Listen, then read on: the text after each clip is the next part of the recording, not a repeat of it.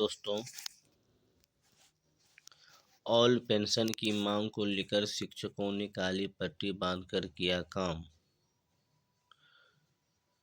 NPS और UPS pension scheme के विरोध और ऑल पेंशन स्कीम की बहाली को लेकर शनिवार को काली पट्टी बांधकर काम किया।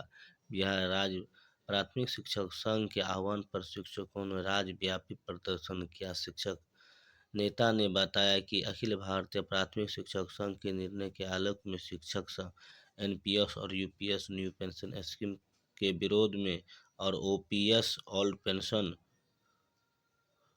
स्कीम के लागू करने को लेकर काला बिल्ला लगाकर अपने कार्यस्थल पर काम करते हुए विरोध प्रदर्शन कर रहे हैं। यदि शिक्षकों की पुरानी पेंशन योजना लागू नहीं होगी तो जोरदार आंदोलन की शुरुआती होगी, जिसकी सारी जिम्मेदारी सरकार की होगी। राज्य सरकार शिक्षकों को प्रताड़ित कर रही है। शिक्षकों में फूट डालने के लिए सरकार एक ही काम करने वालों को अलग अलग नामों से परिभाषित कर रही है। विशिष्ट शिक्षक बने शिक्षकों को सेवा निरंतरता का लाभ मिलना चाहिए। उसी तरह प्रधान शिक्षकों के रूप में कार्यरत शिक्षकों ने अपनी योग्यता को साबित किया है और उन सबको अपने पसंद के प्रखंड और जिलों में ही योगदान करवाया जाए।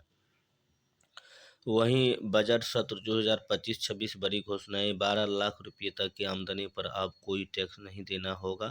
1 करोड़ आयकर करदाताओं को इसका सीधा लाभ मिलेगा। टैक्स प्रणाली में बदलाव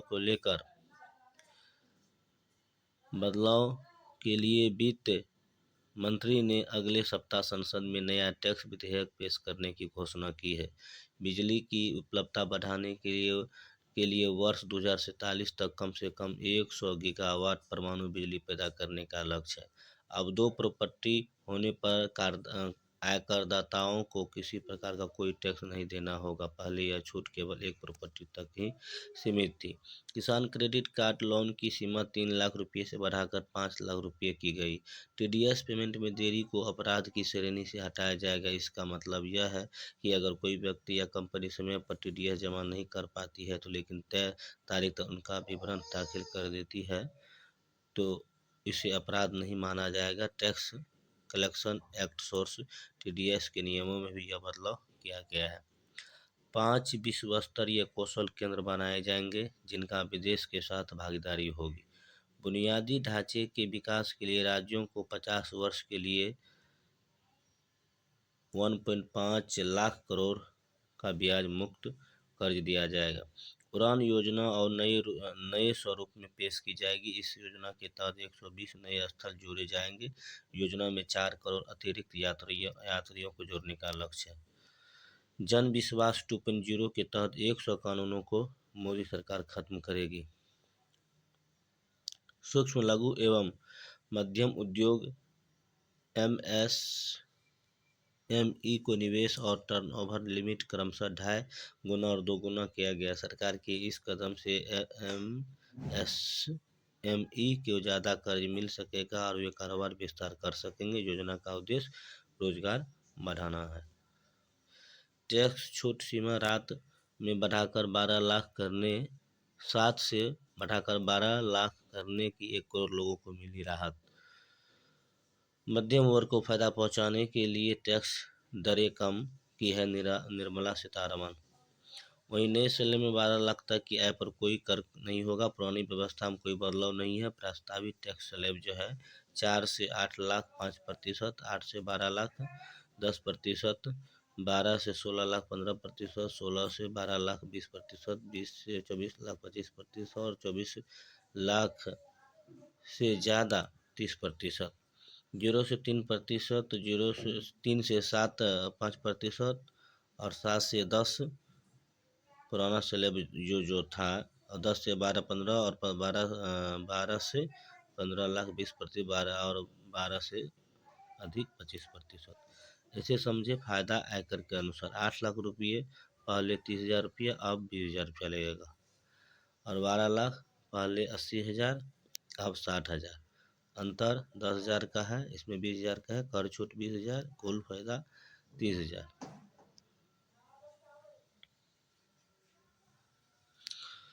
12 लाख की आय पर 80,000 की बचत होगी। 13 लाख वालों को दोहरा फायदा। रिटर्न दाखिल करने की समय सीमा 4 साल बढ़ी। ऐसे समझे कर गणित। बिहार बजट में बिहार की बल्ले बल्ले। आम आदमी की जेब भरने वाला है बजट।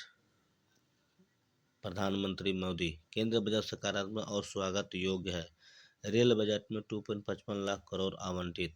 सूबे में 4,413 सक्षम आंगनबाड़ी केंद्र बनेंगे। सुविधाएं और भी बढ़ेगी। सक्षम आंगनबाड़ी केंद्रों को विस्तार की घोषणा के बाद आईसीडीएस ने चिन्हित किया। बच्चों को देखने के लिए एलईडी पाला पेंटिंग। इसके तहत हिंदी अंग्रेजी अल्फाबेट आदि दीवार पर लिखा रहता है। पीने के पानी के लिए आरओ की सुविधा। आधुनिक तरीके से पढ़ाई लिखाई करवाना। ऑडियो विजुअल के माध्यम से पढ़ाई। सक्षम आंगनबाड़ी केंद्र खोलना एक बेहतर पहल है। इससे बच्चों को बेहतर विकास होता है। राज्य भर में सभी 7,116 सक्षम आंगनबाड़ी केंद्र हैं। इसके अलावा 4,000 और सक्षम आंगनबाड़ी केंद्र बनाए जाएंगे। कौशल किशोर निदेशक आईसीडीएस बिहार। करदाताओं पर करम। सीतारमन ने 5.65 लाख से ज़्यादा अधिक का बजट पेश किया है। मिथिला को मखान संघ बिहार पर विशेष ध्यान। 12 लाख रुपए तक आय पर कोई छूट नहीं। उसके बाद जो है सूबे को 1,43,000 करोड़ मिलेंगे। सम्राट चौधरी। बिहार को ब्याज मुक्त ऋण के रूप में 15,000 करोड़ रुपये मिलेंगे। बजट में मखाना बोर्ड के गठन और ग्रीनफील्ड एयरपोर्ट सहित कई महत्वपूर्ण प्रावधान है। नेता प्रतिपक्ष सीख ले। उप मुख्यमंत्री ने एक सवाल के जवाब में कहा कि इंडियन गठबंधन के नेता दिल्ली में इसे बिहार केंद्रित बजट बता रहे हैं। नेता प्रतिपक्ष को उनसे सीख लेनी चाहिए कि प्रेस कॉन्फ्रेंस में वित्त विभाग के प्रधान सचिव आनंद किशोर और संजीव मित्तल सहित अन्य अधिकारी मौजूद थे। उप मुख्यमंत्री सह वाणिज्य कर मंत्री सम्राट चौधरी ने केंद्रीय बजट को भारत के विकास वाला बजट बताया और कहा कि लगातार दूसरे वर्ष बिहार के लिए कई महत्वपूर्ण निर्णय लिए गए। उन्होंने बताया कि केंद्रीय को कर में हिस्सेदारी के रूप में बिहार में वर्ष 2025-26 में 1,43,69 करोड़ रुपये प्राप्त होंगे, जो वर्ष 2024-25 में 1,29,435 करोड़ रुपये से 13,634 करोड़ रुपये अधिक है। पूर्व में इससे भी 1.25 सवा लाख करोड़ का प्रावधान किया गया था, लेकिन बाद में इसमें 4,000 करोड़ रुपये की बढ़ोतरी की गई। ये शनिवार को मुख्य सचिवालय से सभागार में प्रेस कॉन्फ्रेंस में इसकी जानकारी दी। उन्होंने बताया कि राज्य के ब्याज मुक्त 50 वर्षीय ऋण सुविधा के तहत अपना 1.5 लाख करोड़ रुपये में से बिहार को इस बार 15,000 करोड़ रुपये मिलने की उम्मीद है, क्योंकि पिछले वर्ष 5,500 करोड़ रुपये देने का प्रावधान किया गया था, जबकि अनुरोध किए जाने पर इसे बढ़ाकर 8,000 करोड़ रुपये किया गया था। पुनः इसे बढ़ोतरी करते हुए 11,000 करोड़ रुपये का प्रावधान किया गया है। उन्होंने बताया कि विद्युत क्षेत्र में सुधार के लिए राज्य को उससे राज्य सकल घरेलू उत्पाद 0.5% अतिरिक्त ऋण उगाही की सुविधा प्राप्त होगी, जो लगभग 4 से 5,000 करोड़ रुपये अतिरिक्त संसाधन की